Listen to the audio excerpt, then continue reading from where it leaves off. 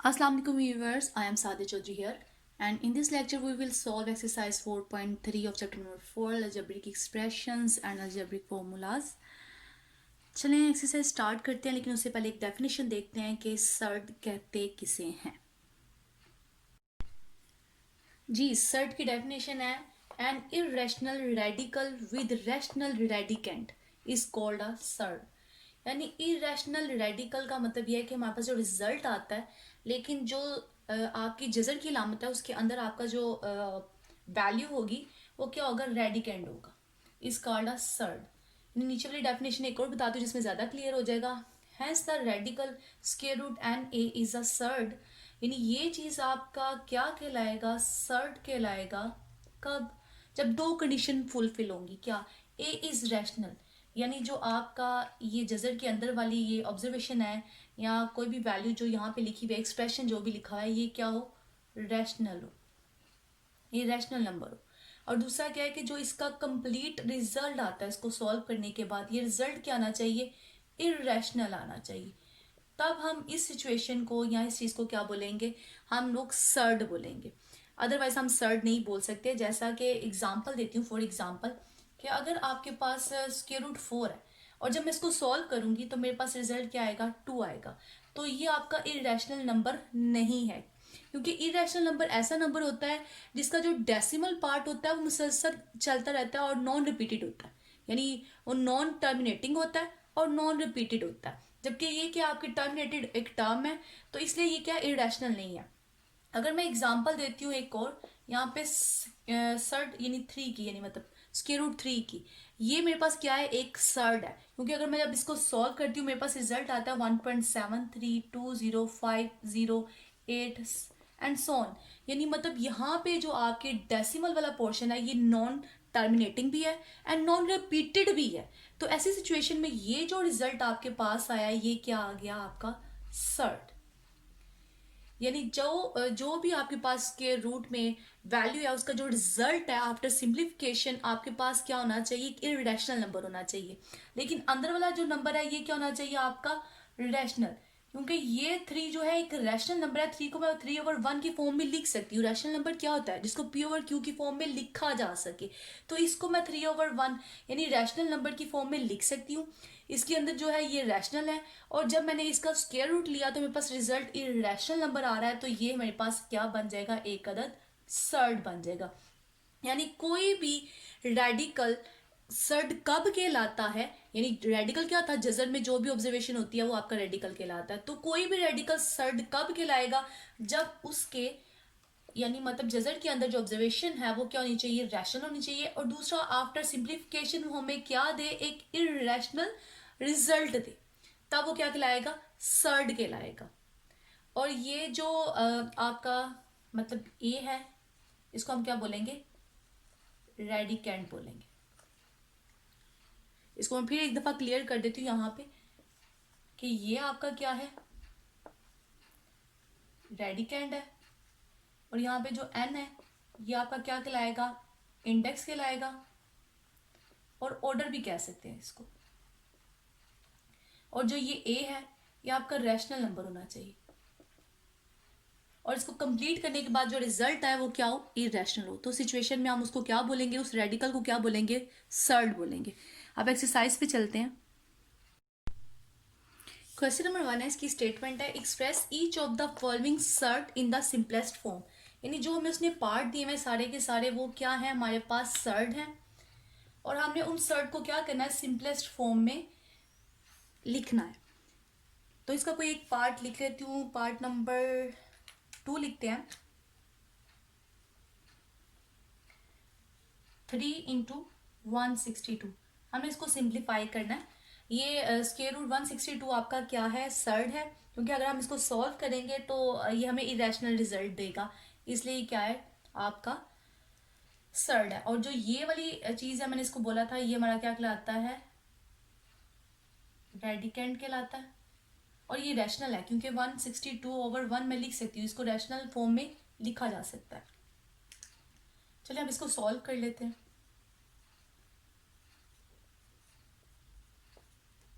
162 का मैं एलसीएम लेती हूँ। 2 8 द 16 एंड 2 1 द 2। नेक्स्ट ये 3 पे जाएगा, 3 2 the 6 and 3 7 the 21, 3 9 the 27, 3 3 the 9 and 3 1 the 3। तो इसको लिखा जा सकता है 2 इंटू 3 इंटू 3 इंटू 3 एंड 3। अब ये आपके पास एक पेयर बन गया, ये एक पेयर बन गया, और ये बाहर आने के बाद क्या बन जाएगा, आफ्टर इसका स्क्वायर रूट लेते तो ये 3 में कन्वर्ट हो जाएगा, तो 3 आ जाएगा हमारे पास। तो नेक्स्ट क्या आ गया अंदर 2, 3 3 द 9 एंड 9 3 द 27। तो हमने इसको इस वाले सर्ट को लोएस्ट फॉर्म में लिख दिया, और जो हमारे पास लोएस्ट फॉर्म के बाद रिजल्ट आया वो भी हमारे पास एक अदद सर्ड ही आया है, क्योंकि स्क्वायर रूट 2 भी क्या होता है आपका एक इरेशनल रिजल्ट देता हमें, और ये भी क्या है, सर्ड ही है। एक और पार्ट देख लेते हैं, पार्ट नंबर 4। नेक्स्ट जो मैंने 4th पार्ट लिखा है, इसकी हमारे पास स्टेटमेंट है, इस सर्ट का इंडेक्स या ऑर्डर जो है वो 5 है, यानी ये 5 ऑर्डर का आपका सर्ट है, और इसके अंदर जो आपका रैशनल नंबर है वो 96 into X raise to power 6 and Y raise to power 7 और जी रेज टू पावर 8 है, जिसको हमने सिंप्लीफाई करना है। चलिए इसको सिंप्लीफाई करते हैं।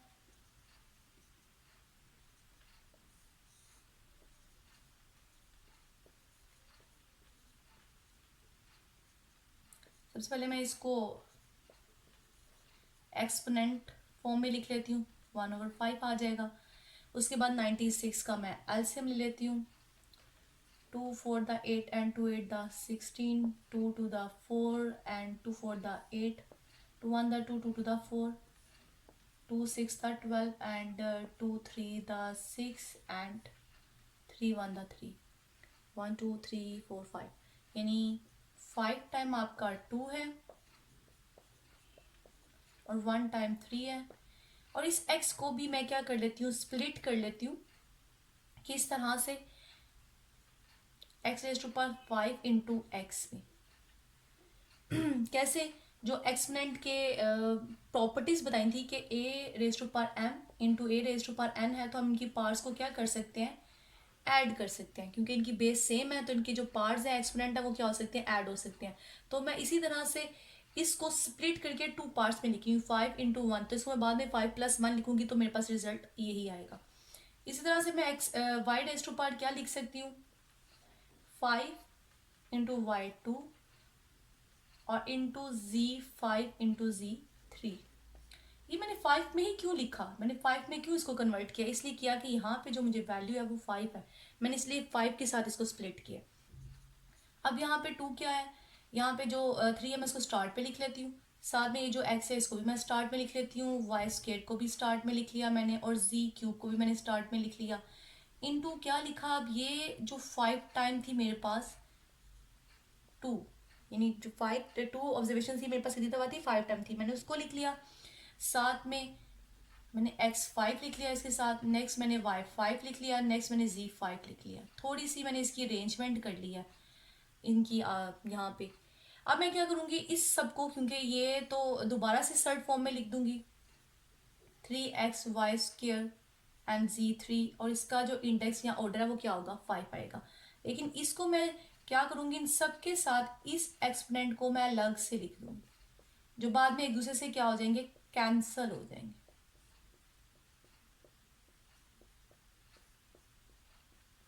5 से 5 से सारे कैंसिल हो जाएंगे, और ये रिजल्ट पहले लिख देती हूँ, 2 into X into Y into G, तो हमारे पास जो फाइनल रिजल्ट आया वो क्या है, 2xyz, इंडेक्स जो है 5 का हमारे पास सर्ड है, ये इसकी सिंपलेस्ट फॉर्म है, इससे ज़्यादा ये सिंप्लीफाई नहीं हो सकता। क्वेश्चन नंबर 1 के जो रिमेनिंग 2 पार्ट्स हैं वो आप खुद ही सॉल्व कर लीजिएगा, इजी से हैं।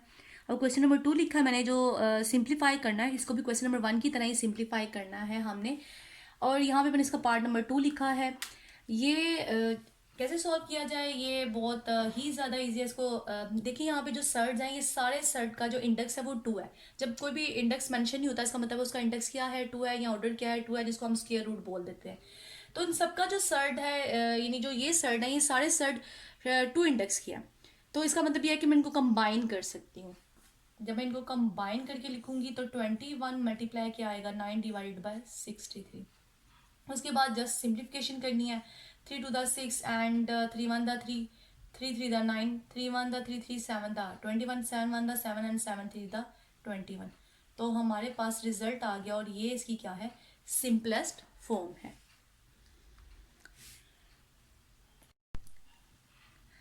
मैंने फोर्थ पार्ट लिखा है, इस फोर्थ पार्ट को भी इसी तरह से हमने सिंप्लीफाई करना है।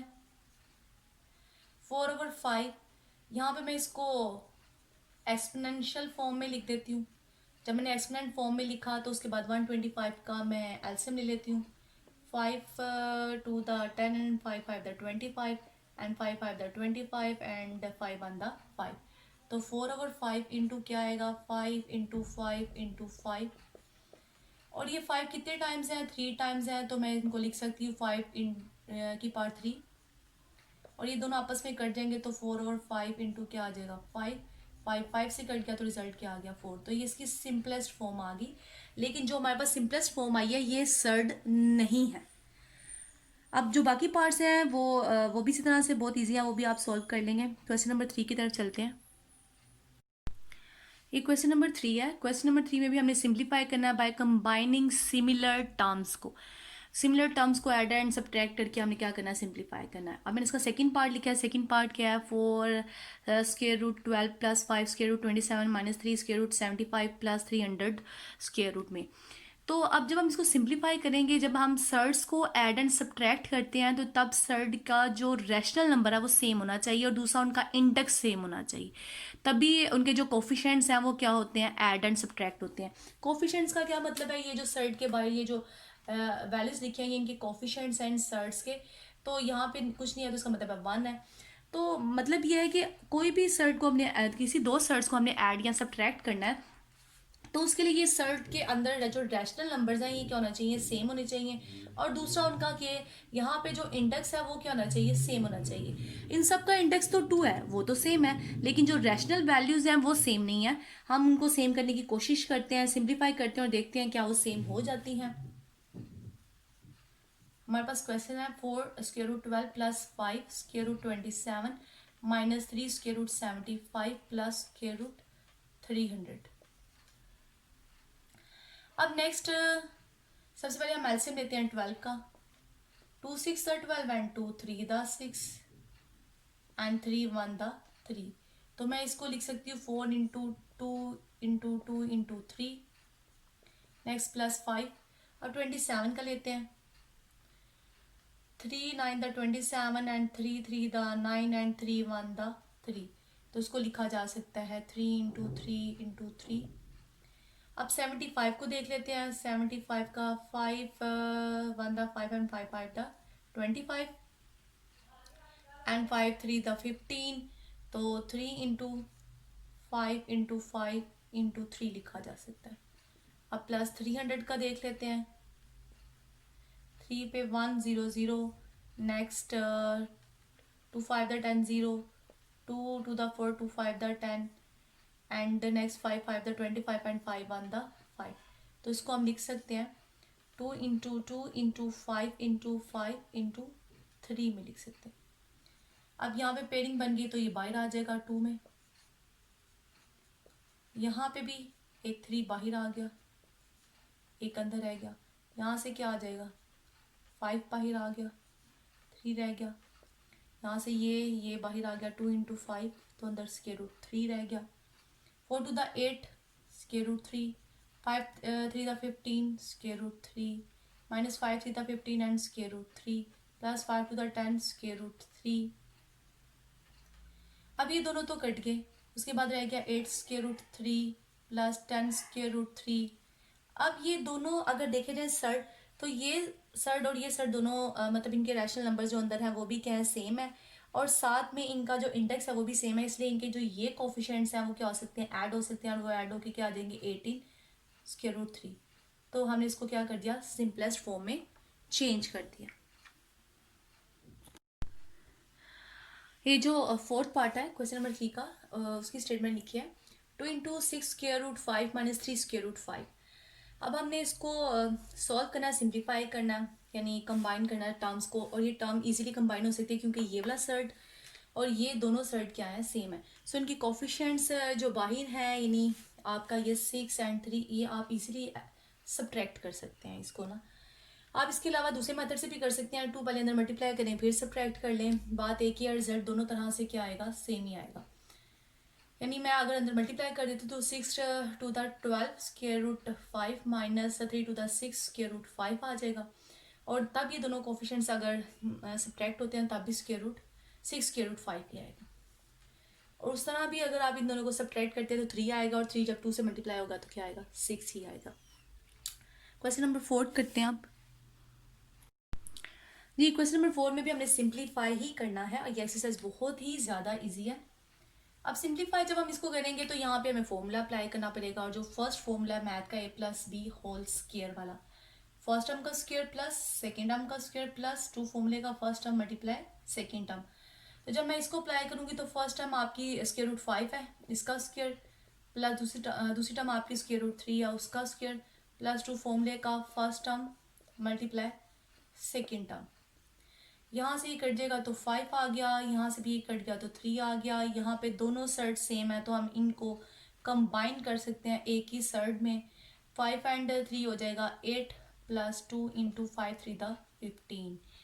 अब ये आपके पास फाइनल क्या हो गया, रिजल्ट आ गया आफ्टर सिंप्लीफिकेशन। मजीद इससे ज़्यादा ये सिंप्लीफाई नहीं हो सकता क्योंकि इसके साथ सर्ट तो है नहीं, इसलिए इन दोनों को हम आपस में ऐड नहीं कर सकते। अब मैंने नेक्स्ट पार्ट 4 लिखा है, square root 2 plus 1 over square root 3 into square root 2 minus 1 over square root 3। इनको मल्टीप्लाई करना और सिंप्लीफाई करके हमें रिजल्ट देना है। तो फॉर्मूले वाला मेथड भी अप्लाई कर सकते हैं, दूसरी तरह से भी मल्टीप्लाई कर सकते हैं। आप इस टर्म को पहले इससे और फिर इससे मल्टीप्लाई करें, इसी तरह से इसको इससे और इसको इससे मल्टीप्लाई करें, उस तरह से भी आपका रिजल्ट सेम ही आएगा। लेकिन मैं डायरेक्ट फॉर्मूला लगा लेती हूँ कि जब हमारी दो टर्म्स सेम होती हैं बट विद ऑपोजिट साइन, तो हम लिख सकते हैं फर्स्ट टर्म का स्क्वायर माइनस सेकेंड टर्म का स्क्वायर, यानी ए minus B into A plus B है तो किसके इक्वल होगा, ए स्क्वायर माइनस बी स्क्वायर। तो यहाँ पे अगर मैं अप्लाई करती हूँ क्योंकि ये दोनों टर्म सेम है, यहाँ प्लस साइन और यहाँ क्या है माइनस, तो स्क्वायर रूट 2 का क्या लिख सकती हूँ, square minus 1 over square root 3 का भी स्क्वायर। अब ये कट जाएगा तो 2 आ जाएगा, यहाँ ये कट गया तो 1 ओवर 3 आ गया, और हम एलसीएम ले लेंगे तो एलसीएम क्या आएगा 3।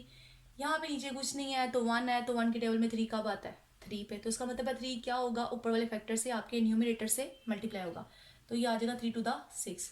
अब यहाँ पे 3 1 द 3 होता है और 1 ऊपर वाले न्यूमरेटर से मल्टीप्लाई होगा इस न्यूमरेटर से, तो क्या आएगा 1। तो रिजल्ट क्या आ गया 5/3। अदरवाइज अगर आपको इतनी सी भी सिंप्लीफिकेशन करने में कोई मसला है तो आप डायरेक्ट कैलकुलेटर से भी सॉल्व कर सकते हैं।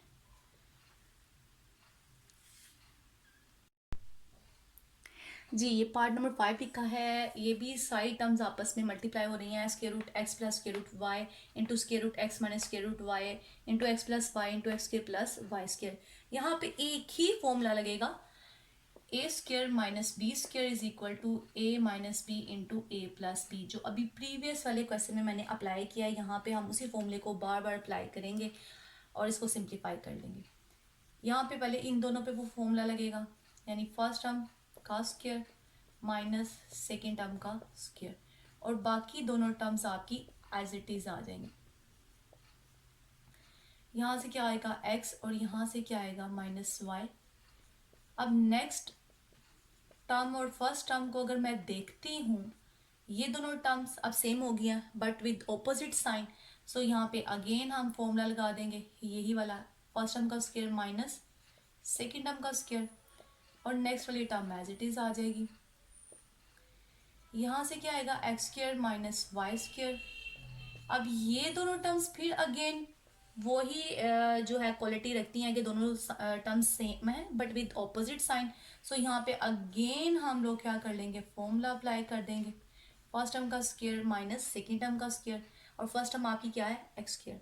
यहाँ से क्या आएगा एक्स की 4 माइनस वाई की 4। तो ये हमारे पास आफ्टर सिंप्लीफिकेशन फाइनल रिजल्ट आ गया है पार्ट नंबर 5 का।